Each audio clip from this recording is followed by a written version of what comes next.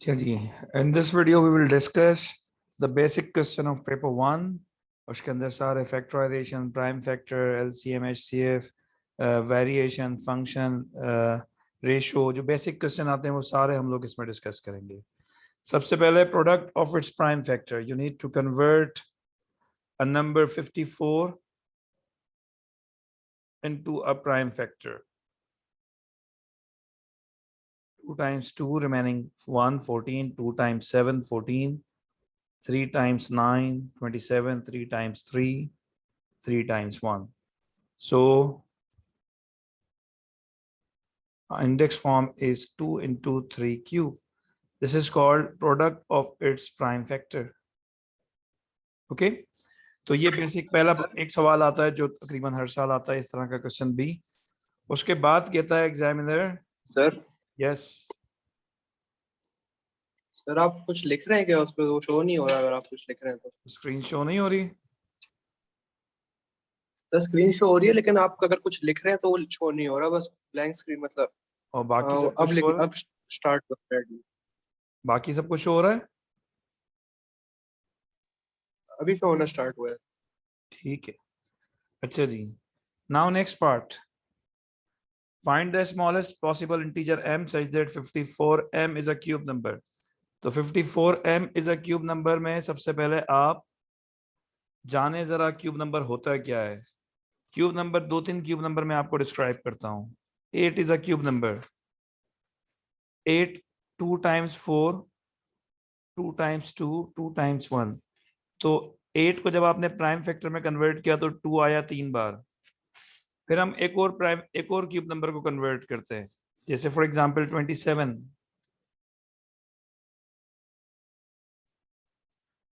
27 को हमने prime factor में कन्वर्ट किया तो 3 3 बार आया। एक और क्यूब नंबर को हम चेक करते हैं, जैसे फॉर एग्जांपल हम चेक करते हैं 216। 2 times 1 2, 2 0 0 remaining 1 16, 2 8 is 16, 2 5 is 10, 2 4 is 8, 27। तो इसका प्राइम फैक्टर आया 2 2 2 3 3 3। क्या समझ में आया क्या इस बात से? आप मैंने जो ये प्राइम फैक्टर निकाले इससे आप क्या समझ रहे हैं कि क्यूब नंबर कैसा होता है?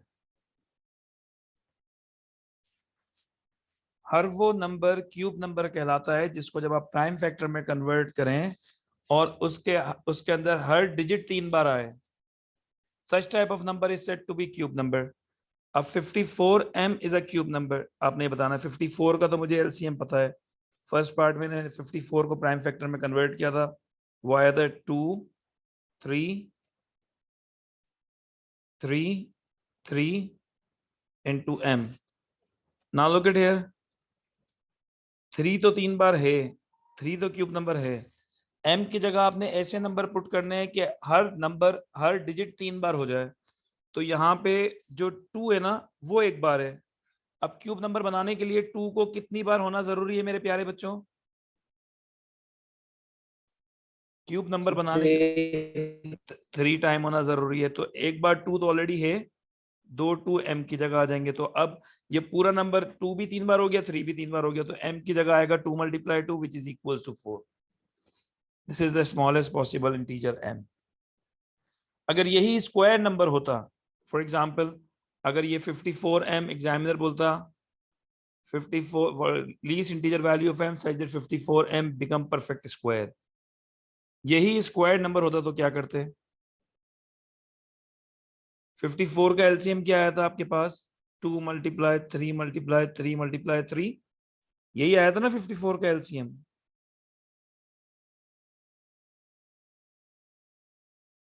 Product of its prime factor यही आया था 2 × 3 × 3 into m।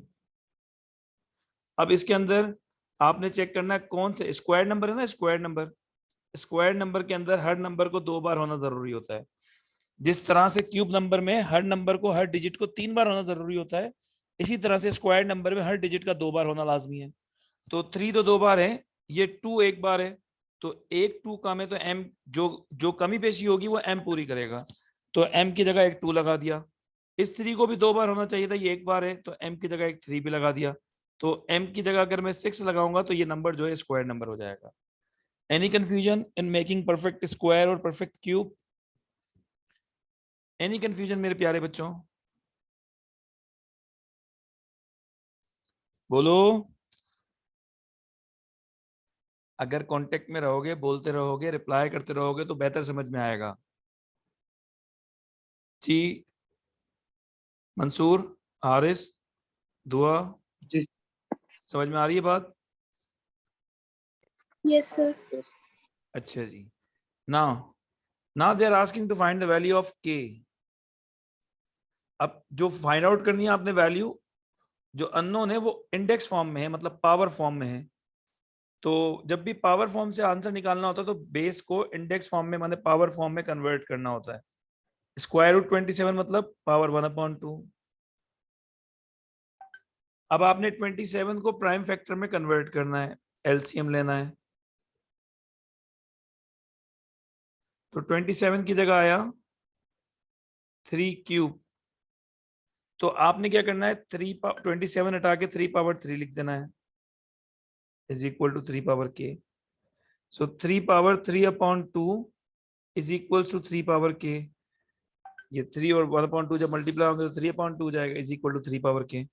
जब बेसिस सेम हो जाती है तो लोगैरिथम के रूल के तहत पावर को इक्वेट कर लॉग ऑन बोथ साइड करते हैं, लेकिन आपका सिलेबस नहीं है लोगैरिथम, तो आप क्या करेंगे, डायरेक्ट पावर को इक्वेट कर देंगे, के इज इक्वल टू 3/2। जब पावर से आंसर निकालना होता है तो बेसिस को सेम बनाया जाता है। जब बेसिस सेम हो जाती है तो पावर को इक्वेट कर देते हैं। अब जैसे एक क्वेश्चन है, पावर -3 है, अगर मैं -3 को +3 में कन्वर्ट करूंगा तो बेस जो है वो रेसिप्रोकल हो जाएगी, इज इक्वल टू 2 पावर के।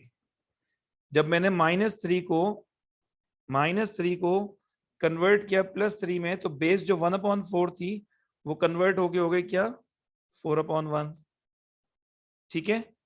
अब बेस सेम बना दिए, पावर से आंसर निकालना है, के पावर में है, तो आप क्या करो, 4 को एलसीएम लो, 4 का एलसीएम आता है 2 square power 3 is equal to 2 power के। पावर से पावर मल्टीप्लाई होता है, 3 2 6 सिंगल टर्म हो तो इज इक्वल टू 2 पावर के। बेसिस सेम हो गई, के इज इक्वल टू 6। तो ये हो गया आपके पास how to find the unknown from the power. Power में से अननोन किस तरह से निकाला जाता है। एनी कंफ्यूजन मेरे प्यारे बच्चों? एनी कंफ्यूजन मेरे प्यारे बच्चों? No, sir. सर। ये रिकॉर्डिंग भी हो रही है साथ साथ, तो आप रिकॉर्डिंग भी इसकी चेक कर सकते हैं। अच्छा जी, now solve. Can anyone tell me what is the meaning of solve? Solve का मतलब है टू फाइंड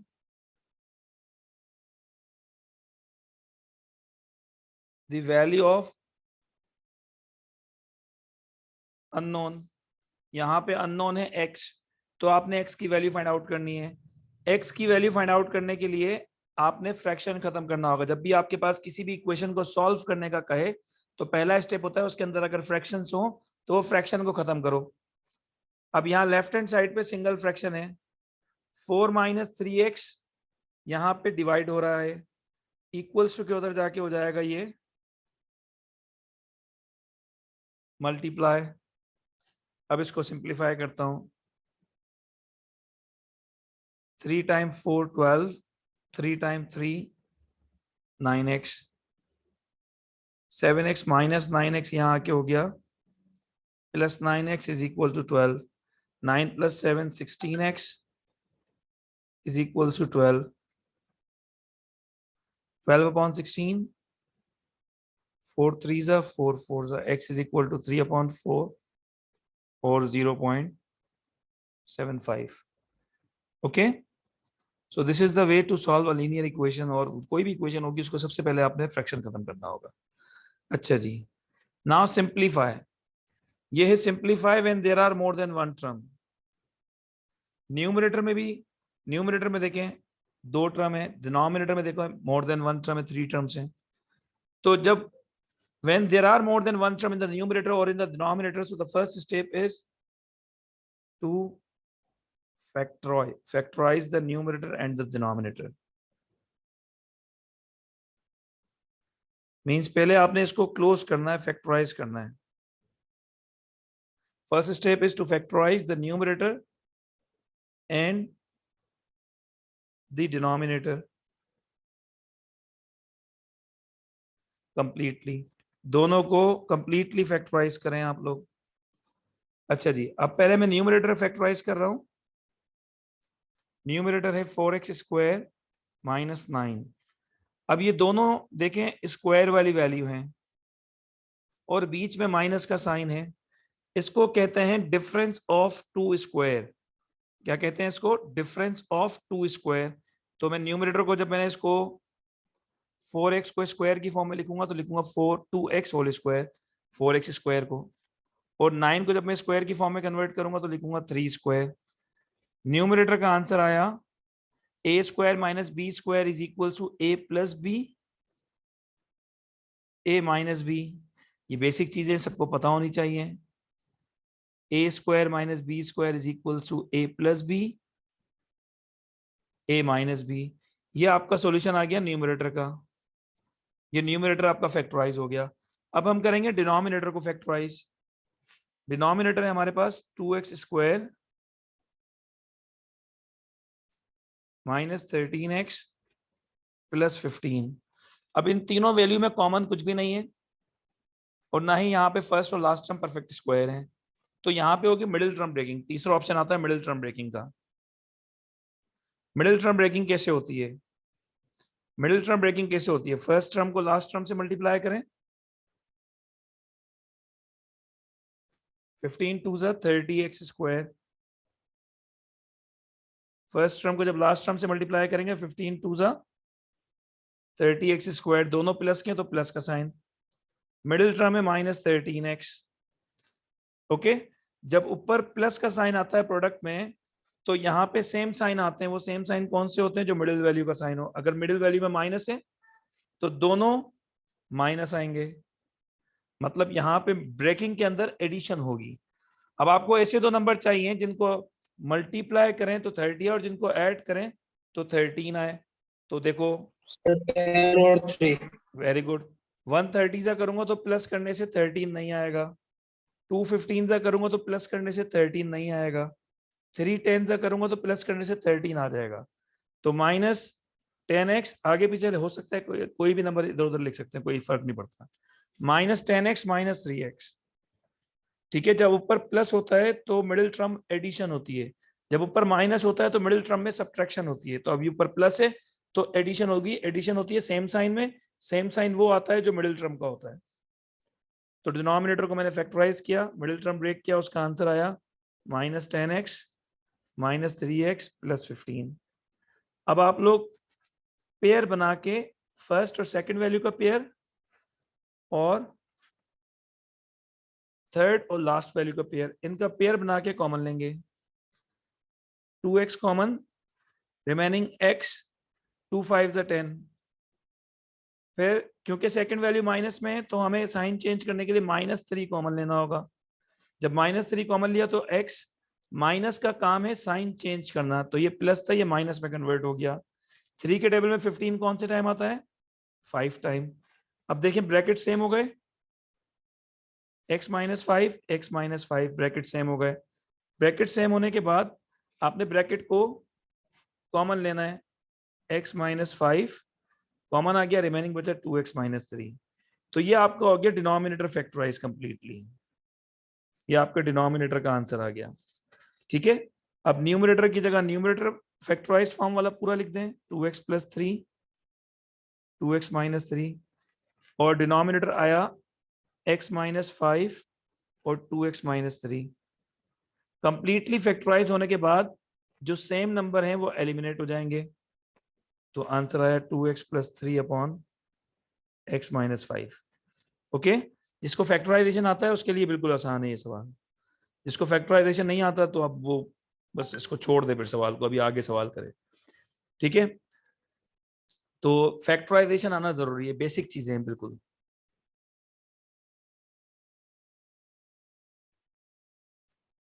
सही वापसी समझाया। अम्मार फैक्टराइजेशन करना था। ये 4x स्क्वायर माइनस 9 न्यूमरेटर था और 2x square minus 13x plus 15 denominator था। जब मोर देन वन टर्म होती है, जब मोर देन वन टर्म होती है तो फैक्टराइज होता है। Factorize them first. ये रिकॉर्डिंग मैंने कर लिया मार, इसकी रिकॉर्डिंग देख लोगे क्योंकि बहुत सारे सवाल डिस्कस करने हैं अभी। इसकी रिकॉर्डिंग हो रही है, ठीक है, पूरी लेक्चर रिकॉर्ड हो रहा है तो रिकॉर्डिंग भी देख लीजिएगा आप लोग। अच्छा जी, now starting with the smallest. अब आसान है ये सवाल बिल्कुल। 4 क्यूब होता है, 4 4 16, 16 4 64, 9 स्क्वायर 81 होता है, 196 का रूट 14 होता है, क्यूब रूट 125 5 होता है। ठीक है, तो सब में छोटा नंबर है क्यूब रूट 125। ठीक है, उसके बाद है स्क्वायर रूट 196 माने 14। उसके बाद है 64 जो कि बनता है 4 क्यूब से। उसके बाद है 81 जो कि बनता है 9 स्क्वायर से। तो ये आपका आंसर आ गया, starting with the smallest. 68% as a fraction in its lowest term. Percentage का मतलब होता है अपॉन में 100। ठीक है, अब इसको लोवेस्ट टर्म में कन्वर्ट करो। 2 3 जा 2 4 जा 2 5 जा 0 का 0, देन 2 7 1 जा 2 7 जा 17, 2 25 जा 17 अपॉन 25, ये इसका लोवेस्ट टर्म आ गया। अच्छा जी, अब आ जाते हैं इस सवाल पे, रेशो वाला सवाल, ये भी बहुत बार आता है। A bag contains red balls and blue balls, the balls are taken are in the ratio 3:5। Red का रेशो 3 है और ब्लू का रेशो 5 है। Write down the fraction of the ball that are red. आपने रेड का fraction बनाना है। Red का रेशो है 3, टोटल रेशो है 8। ठीक है, फ्रैक्शन होता है कि किसके बारे में बात की जा रही है, रेट के बारे में बात की जा रही है, कितने में से, टोटल में से। तो फ्रैक्शन बनाने का तरीका होता है जिसके बारे में बात की जा रही है वो अपॉन में टोटल। तो रेट जो है वो 3 है और टोटल जो है वो 3 + 5 8 है। तो फ्रैक्शन बनाने का तरीका ये होता है। अच्छा जी, ये भी हर साल आएगा सवाल, कान खोल के सुन लो, 100% आने वाला सवाल, हर साल आता है ये सवाल भी ऑलमोस्ट। ठीक है, significant figure by writing each number correct to one significant figure. पहले सारे नंबर्स को वन सिग्निफिकेंट फिगर में कन्वर्ट करें। First significant figure means first non zero digit of a number. तो पहला सिग्निफिकेंट फिगर है हमारे पास 2, 2 के बाद है हमारे पास 7, 2 के बाद है हमारे पास 7, तो ये राउंड होके हो गया 3। ठीक है, 2 के बाद क्या है 7, तो राउंड होके क्या हो गया 3, 3 क्यूब। उसके बाद हमारे पास, हमें ऑडिबल आवाज आ रही है मेरी? आवाज आ रही है मेरी बेटा? Yes sir. 6, तो 6 के बाद है 1, तो ये 6 ही रहेगा और जहां तक डेसिमल है वहां तक आप 0 लगाएंगे। 60, 60.0 कर दोगे तो वो 3 सिग्निफिकेंट फिगर हो जाएगा, गलत हो जाएगा। आपने 1 सिग्निफिकेंट फिगर में लिखना है। पॉइंट के बाद वाला 0 100% सिग्निफिकेंट फिगर काउंट होता है। यहाँ पे पहला नॉन जीरो नंबर है 8, 8 के बाद है 9, तो ये कन्वर्ट होकर हो जाएगा 0.9। ठीक है, अब इसको एस्टिमेट करते हैं। This is sine of estimation. 3 cube means 27, 60.9 मतलब 0.9 मतलब पॉइंट हटाया, ऊपर 1 लगाया, पॉइंट के बाद एक डिजिट, एक 0, 9 ऊपर 10। ओके, 0 से 0 कैंसिल, 9 टाइम 1, 9 टाइम 3 27। आंसर आया 3/6 which is equal to estimated equal to 0.5। Any confusion मेरे प्यारे साइन बच्चों? ऑफ एस्टिमेशन देना जरूरी है? जी बेटा जरूरी है। जब कभी भी एस्टिमेट का आएगा तो आप इक्वल्स नहीं लगाएंगे, आपने साइन ऑफ एस्टिमेशन ही लगाना है। ओके ओके, इसके एक दो सवाल और ओके आएंगे सर। तो वो भी डिस्कस करेंगे।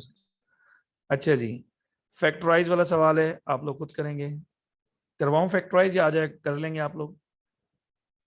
सर कर लेंगे। फैक्टराइज वाले सवाल कर लेंगे सब लोग?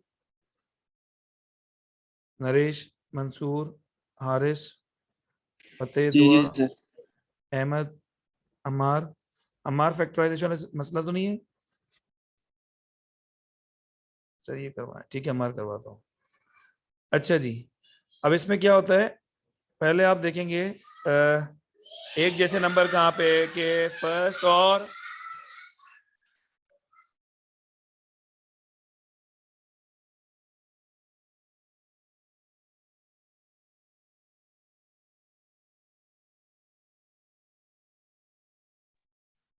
अच्छा जी, तो इसमें पहले अरेंज करेंगे फर्स्ट और थर्ड। अगर तो फर्स्ट और सेकंड में कॉमन आ रहे हैं ज्यादा नंबर तो कॉमन ले सकते हैं, अगर नहीं आ रहे तो आप आगे पीछे भी अरेंज कर सकते हैं, इससे कोई फर्क नहीं पड़ता, ठीक है। फिर सेकंड और फोर्थ को अरेंज करेंगे, +2bx और -4by। अब फर्स्ट टू में से जो कॉमन है वो कॉमन लेंगे। फर्स्ट टू में कॉमन है 3 और c, बचा x, -3 2 6 और y, x -2y। Any confusion? Then third और फोर्थ में से कॉमन लेंगे, इनमें जो कॉमन है वो है 2b, बचा x, -2 के टेबल में 4 कौन सा टाइम आता है, 2 टाइम 2y। तो ये पेयर सेम हो गए, ब्रैकेट सेम हो गए, जैसे हो गए x -2y, x -2y, ये कॉमन आ गया, x -2y कॉमन, रिमेनिंग बचा 3c + 2b। तो ये हो गया फैक्टराइज। फैक्टराइज मतलब क्लोज। तो ये हमने क्लोज कर दिया ब्रैकेट की फॉर्म में। सेकंड वन कॉमन कुछ भी नहीं है, इस कंडीशन में होती है 3 टर्म जहां होती है वहां अगर कॉमन ना हो तो होती है middle term breaking. Formula apply भी कर सकते हैं, अभी फॉर्मूला भी अप्लाई नहीं हो सकता, यहाँ होगी मिडिल टर्म ब्रेकिंग। अब मिडिल टर्म ब्रेकिंग में क्या होता है मेरे प्यारे बच्चों, फर्स्ट टर्म को लास्ट टर्म से मल्टीप्लाई करो, -6 इंटू -10 -60x²। मिडिल टर्म क्या है आपके पास, +7x। जब ऊपर माइनस आता है ना तो मिडिल टर्म में सब्ट्रैक्शन होती है, जब ऊपर यहाँ माइनस आएगा ना टॉप पर तो मिडिल टर्म में क्या होगी, सब्ट्रैक्शन होगी। अब आपको ऐसे दो नंबर चाहिए जिनको माइनस करूं तो 7 आए और जिनको मल्टीप्लाई करूं तो 60 आए। 160 इनको माइनस करूंगा तो 7 नहीं आएगा, 230 इनको माइनस करूंगा तो 7 नहीं आएगा, 320 इनको माइनस करूंगा तो 7 नहीं आएगा, 415 इनको माइनस करूंगा तो 7 नहीं आएगा, 512 इनको माइनस करूंगा तो 7 आ जाएगा। तो +7 लाना है तो बड़ी वैल्यू प्लस की होगी और छोटी वैल्यू माइनस की होगी। तो 7x की जगह मैं क्या लिख दूंगा, 7x की जगह मैं क्या लिख दूंगा, -5x +12x -10 सेम। अब पेयर बनाएंगे फर्स्ट टू और लास्ट टू का,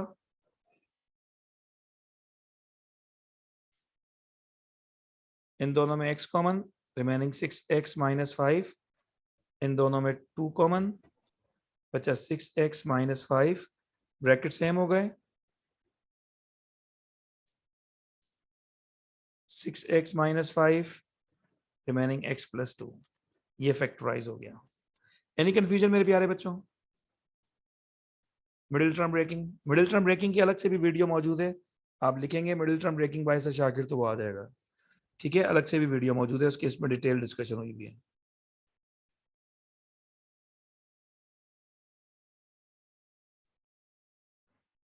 sir I have joined explain, Kamran ये इसकी अलग से भी वीडियो मौजूद है, आगे एक और सवाल आता है तो एक्सप्लेन करता हूँ, एक और सवाल एक्सप्लेन करता हूँ कामरान, एक और सवाल एक्सप्लेन करता हूँ, इसके अलावा बहुत सारे सवाल है मिडिल टर्म ब्रेकिंग के।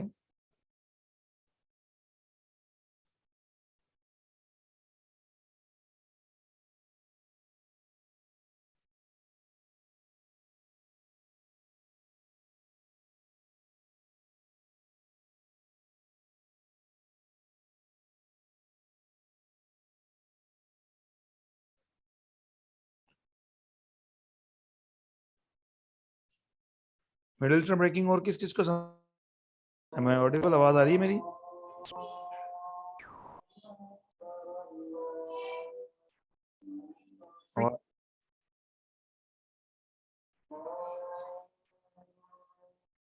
आवाज आ रही है मेरी बेटा? यस जी सर। सर आ रही है। ठीक है, एक मिनट अजान का ब्रेक कर।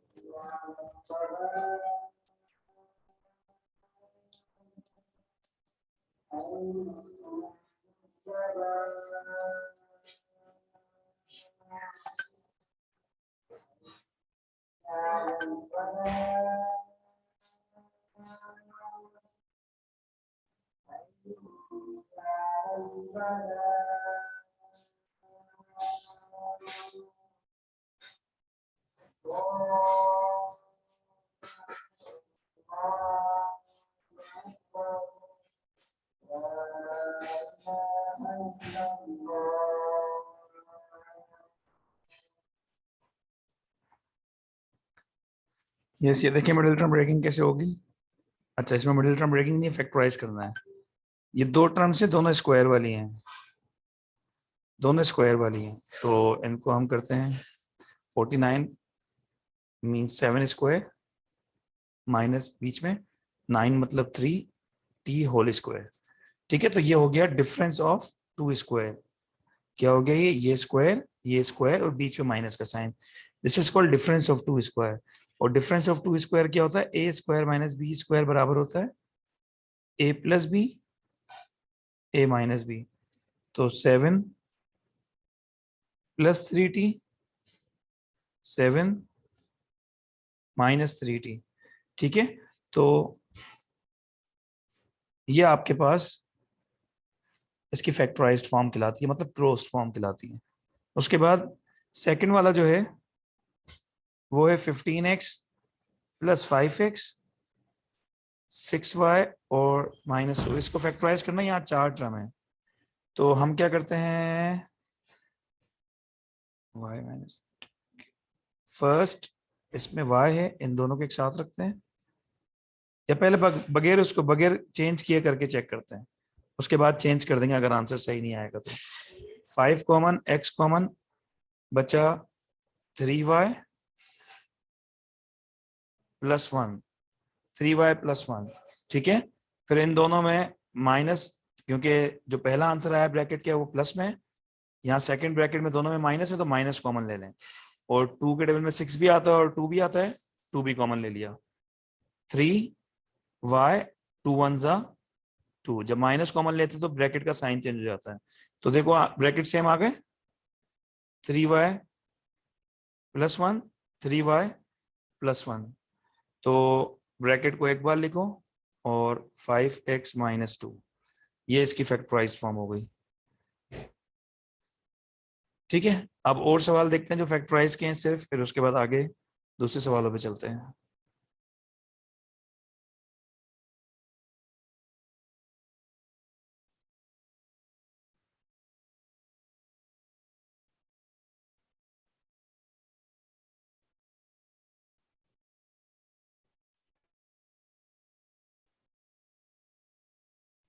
बस यही सवाल थे। मिडिल टर्म ब्रेकिंग समझनी है दोबारा से किसी को? कामरान, मिडिल टर्म ब्रेकिंग समझाऊं? जी सर समझा दें। अच्छा सर ये कैसे पता चलेगा कि मतलब स्वैप करना है नहीं करना, क्योंकि वो दोनों जगह कॉमन हाँ, पहले आप फर्स्ट टू और लास्ट टू में कॉमन लेके चेक करना, अगर उसमें कॉमन ना आए तो फिर स्वैप आगे पीछे करना वैल्यूज को। उसमें अगर ब्रैकेट सेम ना आए ना फिर आगे पीछे करते हैं वैल्यूज को, अदरवाइज नहीं करेंगे। तो एक और मिडिल टर्म ब्रेकिंग का क्वेश्चन देखते हैं हम।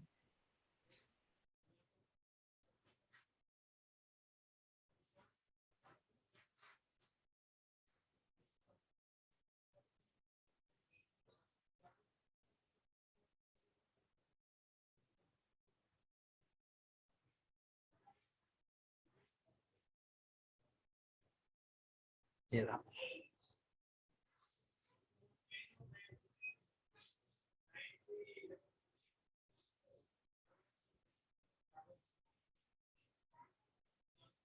देखो बेटा, इसमें कॉमन कुछ भी नहीं है तीनों में। सबसे पहले आपने चेक करना है कॉमन है या नहीं है। अगर कॉमन होगा तो पहले कॉमन लेना होगा, फिर देखना है इसमें फॉर्मूला अप्लाई हो रहा है कि नहीं हो रहा। फॉर्मूला भी अप्लाई नहीं हो रहा क्योंकि लास्ट टर्म इसकी स्क्वायर वाली नहीं है। ठीक है, तो अब इसमें क्या हो सकता है, इसमें होगी middle term breaking. Middle term breaking कैसे करेंगे, फर्स्ट टर्म और लास्ट टर्म को मल्टीप्लाई करो, 6 times 10 minus 60 X square. Middle term है आपके पास प्लस 7x। जब ऊपर वाली वैल्यू माइनस में आएगी तो बगैर सोचे समझे यहाँ पे माइनस और यहाँ पे प्लस लगा देना। जब प्रोडक्ट नेगेटिव होता है तो ब्रेकिंग के अंदर सब्ट्रैक्शन होती है। जब प्रोडक्ट ऊपर वाली वैल्यू नेगेटिव होती है तो मिडिल टर्म ब्रेकिंग के अंदर सब्ट्रैक्शन होती है। ठीक है, अब आपको ऐसे दो नंबर चाहिए जिनको माइनस करूं तो 7 आए और जिनको मल्टीप्लाई करूं तो 60 आए। वो निकलेंगे 60 के फैक्टर से।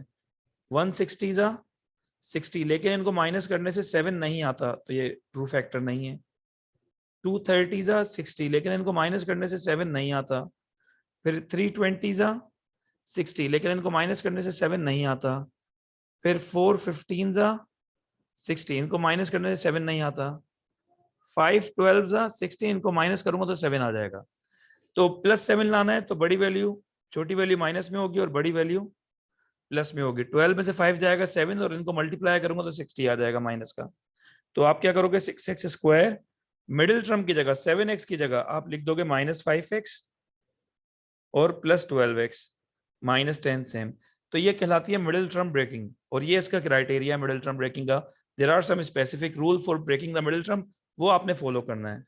इसके बाद फिर आपने फर्स्ट टू और लास्ट टू को पेयर इसका कॉमन लेना है। इन दोनों में x कॉमन है, बचा 6x माइनस 5। इन दोनों में 2 कॉमन है, 2 टाइम्स 6 12, 6x 2 टाइम्स 5 10, 2 5 10। ठीक है, अब ब्रैकेट एक जैसे हो गए, 6x माइनस 5 6x माइनस 5। तो आंसर आया आपका 6x minus 5 and x plus 2। तो ये आपके पास मिडिल टर्म ब्रेकिंग का तरीका होता है। एनी कंफ्यूजन ना? अच्छा सर, ये मिडिल टर्म ब्रेकिंग में सर साइंस में कंफ्यूजन हो जाती है। अब देखो, ऊपर माइनस होगा तो यहाँ पे माइनस प्लस आएगा, ऊपर प्लस होगा तो यहाँ पे सेम साइन आएंगे।